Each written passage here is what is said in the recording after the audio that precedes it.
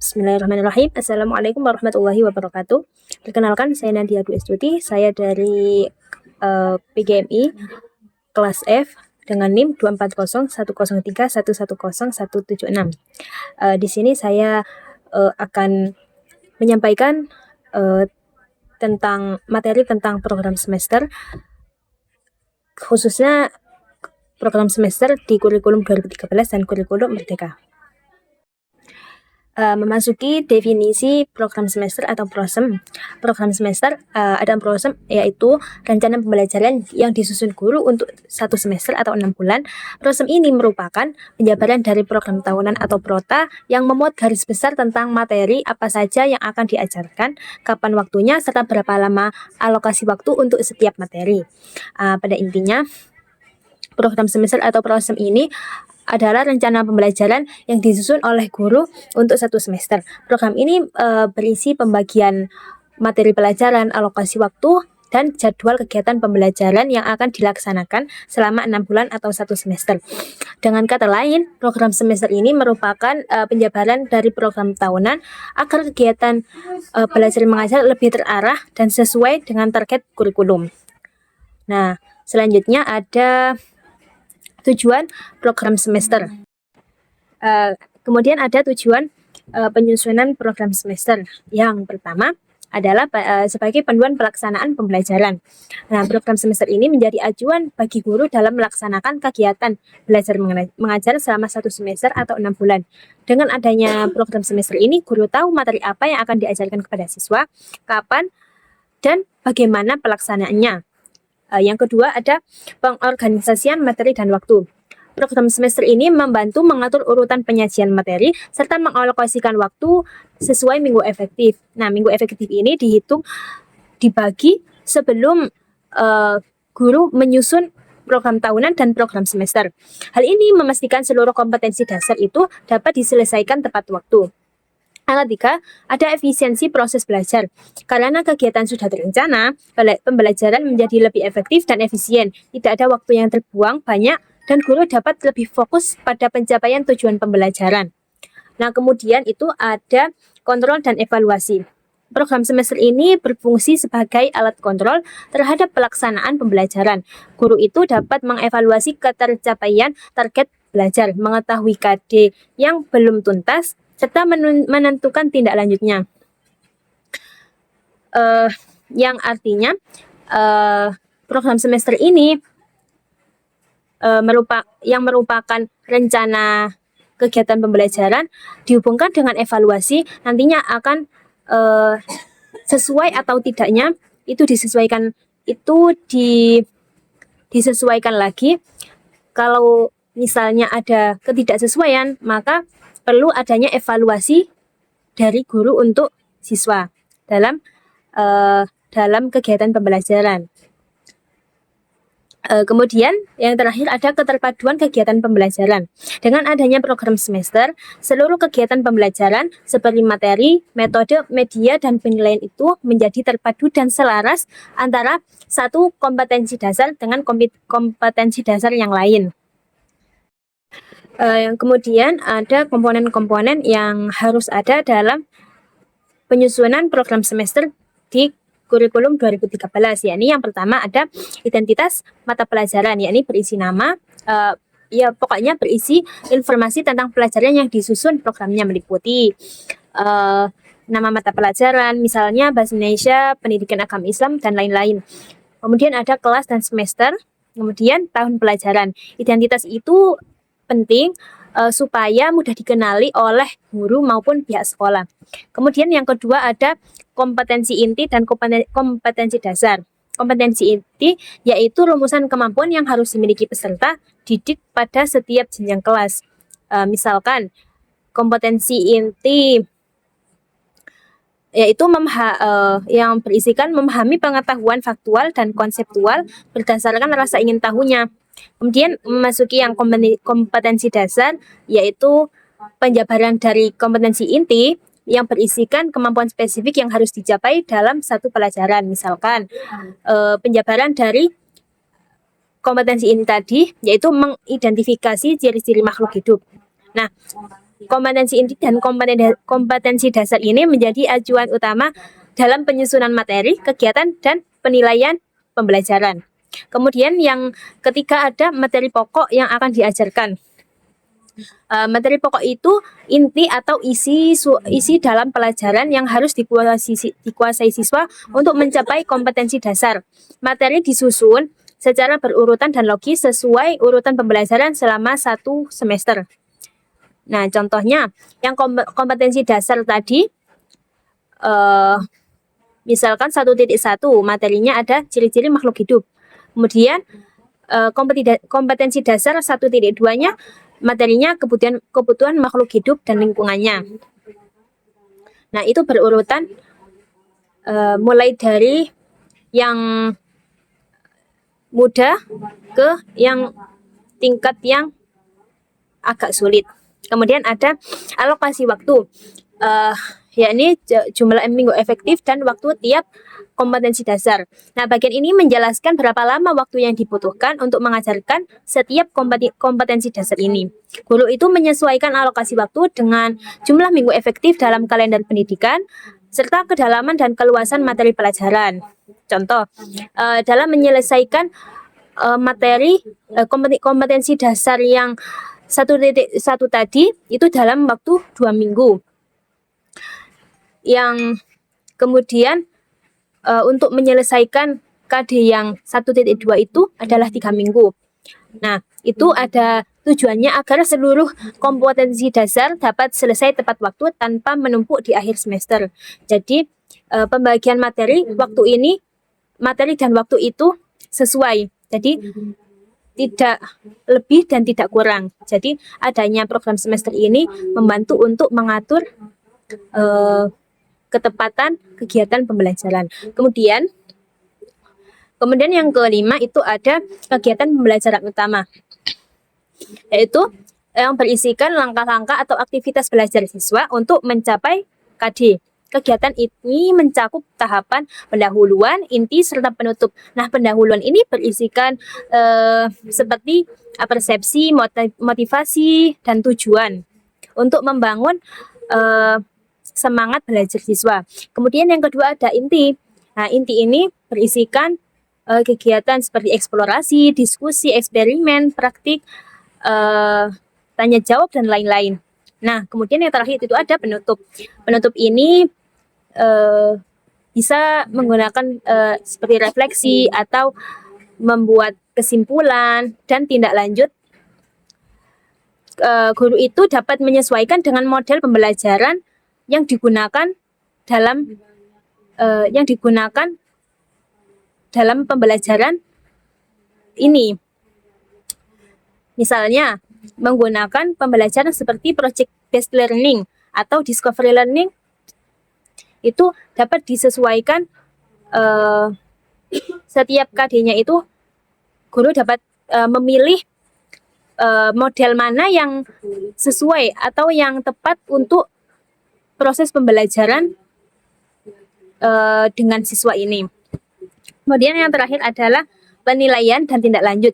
Bagian ini menjelaskan cara menilai hasil belajar siswa dan langkah setelah penilaian dilakukan. Penilaian itu mencakup penilaian sikap, pengetahuan, serta keterampilan. Nah, kalau tindak lanjut ini berupa kegiatan remed yang dikhususkan bagi siswa yang belum tuntas dan pengayaan bagi siswa yang sudah melampaui target. Dengan penilaian dan tindak lanjut yang baik, proses pembelajaran itu menjadi lebih bermakna dan adil bagi setiap siswa. Nah, kemudian ada komponen-komponen yang harus ada dalam menyusun kurikulum merdeka. Yang pertama itu ada identitas. Nah, bagian identitas ini adalah berisikan informasi dasar yang menjelaskan rencana pembelajaran yang disusun oleh guru. Berisikan satuan pendidikan, itu nama sekolah, kemudian ada nama mata pelajaran, kelas, dan semester, yang berfungsi memberikan kejelasan administrasi serta identitas dokumen agar mudah dikenali oleh guru dan pihak sekolah. Kemudian ada capaian pembelajaran atau CP. Nah, capaian pembelajaran atau CP itu adalah kompetensi yang harus dikuasai oleh peserta didik di akhir fase atau kelas tertentu. Nah, CP ini berisi deskripsi kemampuan yang meliputi pengetahuan, keterampilan, serta sikap yang diharapkan setelah mengikuti pembelajaran selama satu fase itu. Misalkan fase A, yaitu kelas 1 sampai 2 SD. Nah, fungsinya capaian pembelajaran itu adalah sebagai acuan utama dalam menyusun tujuan pembelajaran dan alur tujuan pembelajaran. Nah, kemudian itu ada tujuan pembelajaran atau TP. Nah, tujuan pembelajaran atau TP ini adalah pernyataan yang lebih spesifik daripada CP yang menjelaskan apa yang akan dicapai peserta didik dalam satu atau beberapa pertemuan. Tujuan pembelajaran ini mencakup 3 aspek, yaitu pengetahuan yang harus dipahami oleh peserta didik, yang kedua keterampilan yang harus dilakukan oleh peserta didik, dan yang ketiga itu ada sikap yang harus ditunjukkan atau diterapkan oleh peserta didik. Fungsinya yaitu sebagai panduan guru dalam merancang kegiatan belajar mengajar dan asesmen.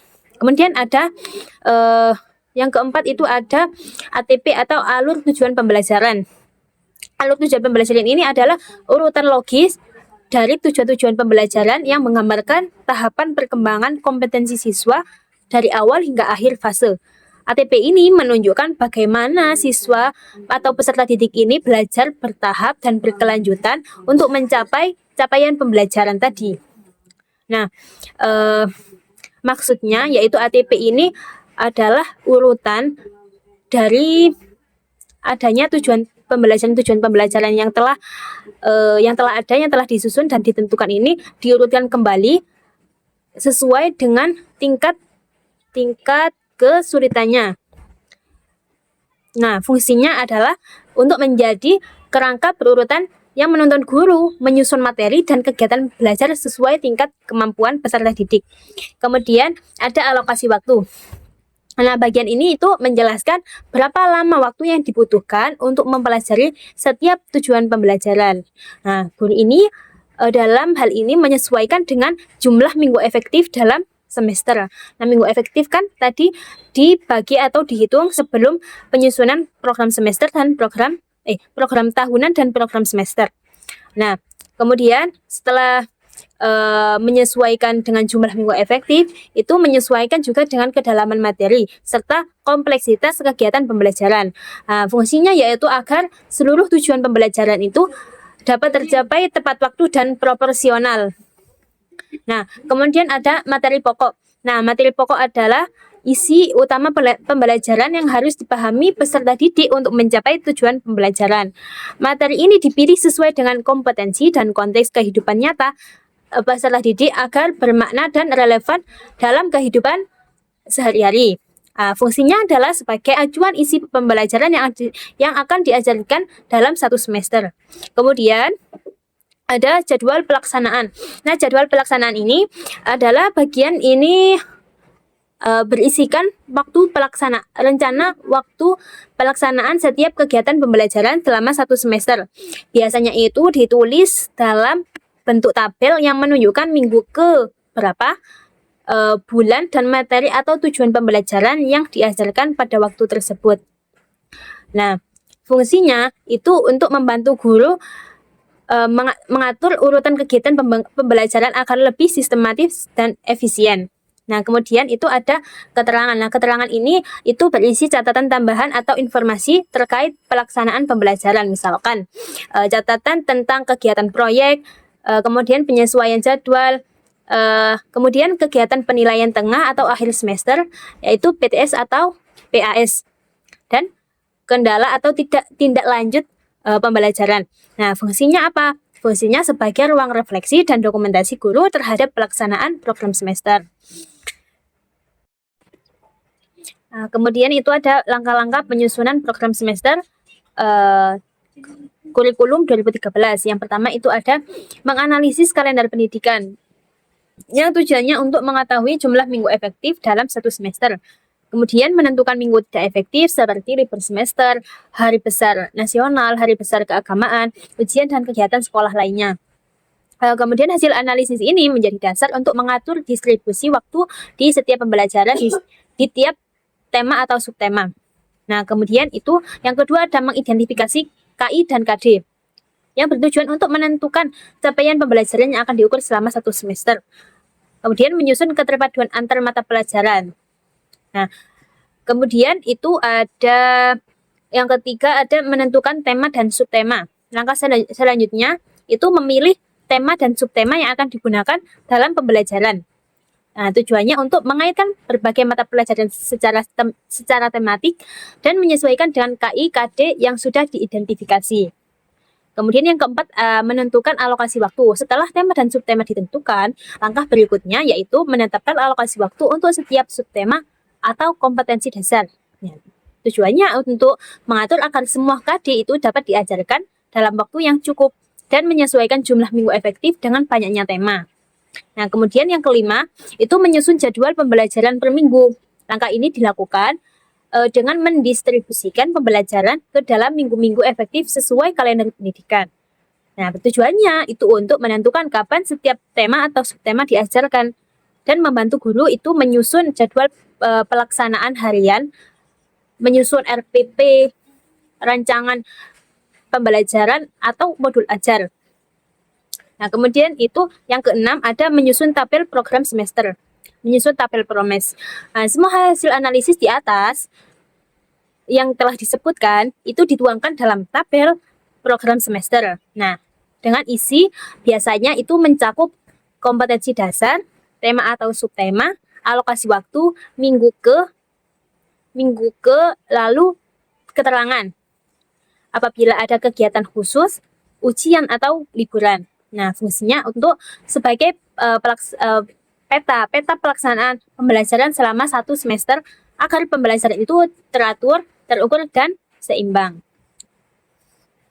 Kemudian yang ketujuh itu memeriksa kesesuaian dan konsistensi. Setelah selesai menyusun tabel promes, guru itu memeriksa kembali apakah semua KD itu sudah tercantum, sudah sesuai, lalu apakah alokasi waktu sesuai dengan minggu efektif. Nah, kemudian apakah distribusi ini antar tema itu seimbang. Nah, langkah ini, pengecekan ini penting untuk memastikan tidak ada KD yang tertinggal atau waktu yang tumpang tindih yang tidak sesuai. Nah, kemudian yang terakhir itu mengesahkan program semester oleh pihak sekolah, biasanya oleh kepala sekolah atau koordinator kurikulum. Setelah disahkan, promes ini menjadi dokumen resmi yang digunakan guru sebagai pedoman dalam 1 semester. Lalu ada langkah-langkah penyusunan program semester di kurikulum Merdeka. Yang pertama itu ada menganalisis kalender pendidikan. Sama dengan kurikulum 2013, sebelum ada penyusunan promes ini, perlu untuk menghitung atau membagi dengan kalender pendidikan. Nah, menganalisis kalender pendidikan ini tujuannya untuk mengetahui bahwa jumlah minggu efektif belajar dalam 1 semester. Nah, kemudian untuk mengetahui minggu tidak efektif seperti hari libur nasional, kegiatan sekolah, ujian, serta kegiatan-kegiatan yang lain. Kemudian untuk mengetahui pula menentukan periode pelaksanaan pembelajaran dan pembagian waktu antar mata pelajaran. Kemudian yang kedua itu mengidentifikasi capaian pembelajaran atau CP. Setelah mengetahui waktu belajar yang tersedia, guru itu menganalisis capaian pembelajaran yang tercantum dalam dokumen kurikulum Merdeka. Nah, tujuannya itu untuk mengetahui kompetensi utama yang harus dikuasai oleh peserta didik pada akhir fase atau tahun ajaran. CP ini menjadi dasar untuk menyusun tujuan pembelajaran dan alur tujuan pembelajaran. Kemudian yang ketiga itu menentukan tujuan pembelajaran. Dari CP, guru itu kemudian menurunkan TP, yaitu kemampuan spesifik yang harus dicapai oleh peserta didik setelah 1 atau beberapa kali pertemuan kegiatan pembelajaran. TP ini bersifat lebih rinci dan terukur dibandingkan dengan CP. Nah, tujuannya itu untuk menjabarkan capaian besar menjadi tujuan-tujuan kecil yang dapat diamati dan diukur, dan menjadi pedoman penyusunan modul ajar dan kegiatan pembelajaran. Kemudian menyusun alur tujuan pembelajaran. Setelah TP dirumuskan, guru itu menyusun alur tujuan pembelajaran. Nah, ATP ini adalah urutan logis dan sistematis dari beberapa TP yang membentuk rangkaian menuju pencapaian di capaian pembelajaran. Nah, tujuannya itu untuk menunjukkan tahapan perkembangan belajar peserta didik secara berkelanjutan dan menjadi peta perjalanan belajar peserta didik selama satu semester atau satu fase. Nah, kemudian itu menentukan alokasi waktu. Tujuannya itu untuk menjamin setiap kompetensi ini itu tercapai dalam waktu yang realistis. Nah, tepat kesesuaian dan ketepatan antara kompetensi tujuan pembelajaran dengan waktu yang tersedia dalam satu semester. Nah, kemudian itu tujuannya untuk menyesuaikan dengan minggu efektif yang telah ditentukan di awal tadi. Kemudian yang keenam ada menyusun jadwal pembelajaran. Kemudian guru menyusun jadwal pembelajaran per minggu berdasarkan alokasi waktu dan urutan ATP. Yang tujuannya adalah untuk mengatur kapan setiap TP atau ATP itu diajarkan dan menjadi pedoman dalam membuat rencana pembelajaran harian atau modul ajar.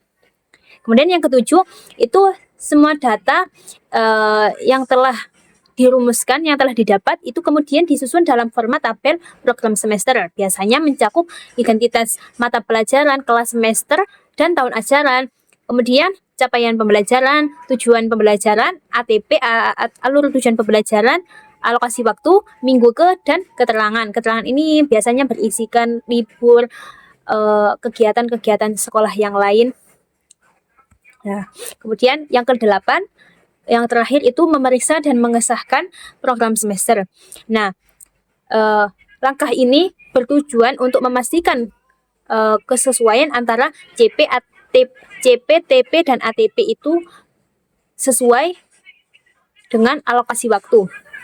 Kemudian menjamin tidak ada kompetensi yang tertinggal. Nah, setelah diperiksa, program semester ini disahkan oleh kepala sekolah dan menjadi dokumen resmi kegiatan pembelajaran.